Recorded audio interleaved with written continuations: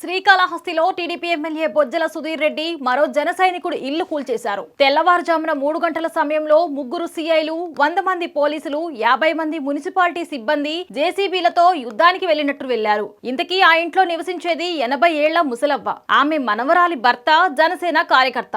ఇప్పటికే ఆ ఇంటి విషయంపై హైకోర్టులో కేసు నడుస్తుంది. కోర్టు యథాతథాస్థితి కొనసాగించాలని చెప్పినప్పటికీ ఎమ్మెల్యే బొజ్జల సుధీర్ రెడ్డి ఆదేశాలతో మున్సిపల్ అధికారులు ఇల్లు కూల్చివేశారని బాధితులు ఆరోపిస్తున్నారు. మీరు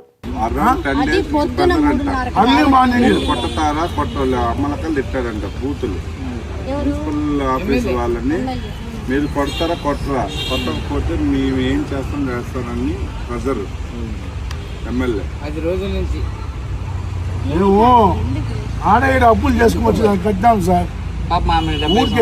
అవ్వని ఆమె మాకు రాయిచ్చింది. దాదాపు 80 సంవత్సరాలకి ఇంట్లో కాపురం ఉన్నాం. 60 గ్రామాలు మొత్తం తెలుసు అందరికి. వాళ్ళ పిఐ ఇట్లా పోయాడు చూసుకుంటా. ఈ రూట్ లో ఏంది అన్యాయము?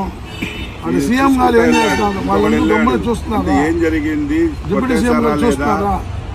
మేము అడుగుతాం సార్.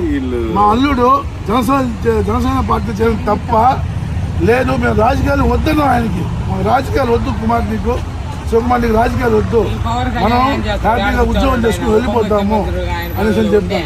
అంటే జనసేన చేయడం తప్ప, టీడీపీ పిలిస్తే పోవడం తప్ప, అసలు మేము భూమి తప్ప చెప్పండి.